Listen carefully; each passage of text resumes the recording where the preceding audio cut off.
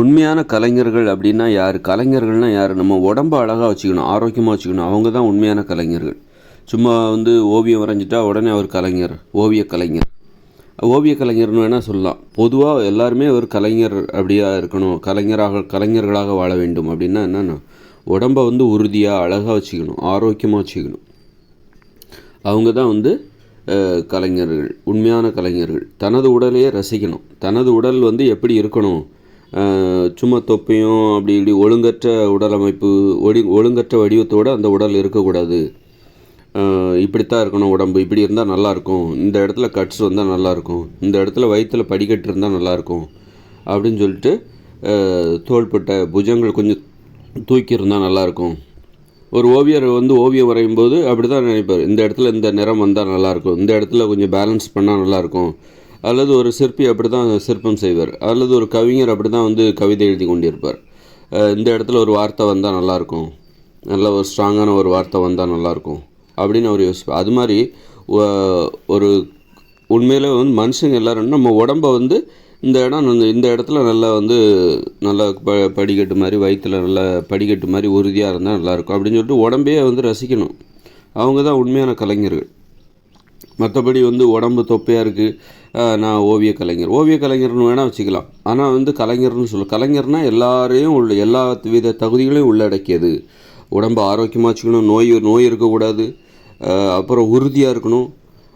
அந்த உறுதியாக இருக்கணும், உடம்பு உறுதியாக நல்லா படிக்கட்டு மாதிரி கட்ஸ் எல்லாம் இருக்கணும், சிக்ஸ் பேக்லாம் சொல்கிறாங்களா அந்த மாதிரி. அவங்க தான் உண்மையான கலைஞர்கள். அதனால் அப்படி இருக்கிறவங்க தான். அப்போது நம்ம அதுக்காக நம்ம என்ன பண்ணணும், அப்போ அவங்க தான் வாழ்க்கையை ரசிப்பாங்க. கலைஞர்கள்னால் என்னென்னா, வாழ்க்கையை ரசிக்கக்கூடியவர்கள், வாழ்க்கையை ரசித்து வாழக்கூடியவர்கள். அப்போது வாழ்க்கைங்கிறது எங்கேருந்து உருவாகுது? உடம்புலேருந்து தான் உருவாகுது. இந்த உடம்பு இறந்து போயிடுச்சுன்னா வாழ்க்கையே முடிஞ்சு போச்சு. அப்போது கலைஞர்கள் அப்படின்னா யாருன்னா, வாழ்க்கையை ரசித்து வாழ்கிறவர்கள். வாழ்க்கையை ரசித்து வாழணுன்னா உடம்புலேருந்து தான் வாழ்க்கை உருவாகுது. அதனால் உடம்பை அழகாக வச்சுக்கணும், உறுதியாக வச்சுக்கணும், ஆரோக்கியமாக வச்சுக்கணும். நோய்களோடு இருந்துக்கிட்டு நான் பெரிய கவிஞர், நான் பெரிய ஓவியர், நான் பெரிய சிற்பி அப்படின்னு சொன்னால் சிற்ப கலைஞர்னு வேணால் சொல்லிக்கலாம். ஆனால் பொதுவாக கலைஞர்னு அவரை சொல்லக்கூடாது. ஏன்னா அவர் உடம்புல ஏற்பட்ட நோய்கள் இருக்குது. உறுதியாகவும் இல்லை, உடம்பு உறுதியாகவும் இல்லை. அப்படி இருக்கும்போது அவரை வேணால் அவருடைய ஆறுதலுக்கு வேணால் நீங்கள் ஒரு சிற்ப கலைஞர், நீங்கள் ஒரு ஓவிய கலைஞர், நீங்கள் ஒரு கவிஞர் அப்படின்னு வேணால் சொல்லிக்கலாமே தவிர, அவங்கள பொதுவாக கவிஞர்னு கலைஞர் அப்படின்னு நம்ம சொல்லக்கூடாது. அதனால் கலைஞர் அப்படின்னா யாருன்னா, கலைஞர் பெண்களை என்ன சொல்லுவாங்க? ஆண்களை கலைஞர், பெண்களை கலைஞர்னு சொல்லுவாங்களா? அது என்னென்னு இப்போ யோசிச்சு தான் முடிவு பண்ணணும்.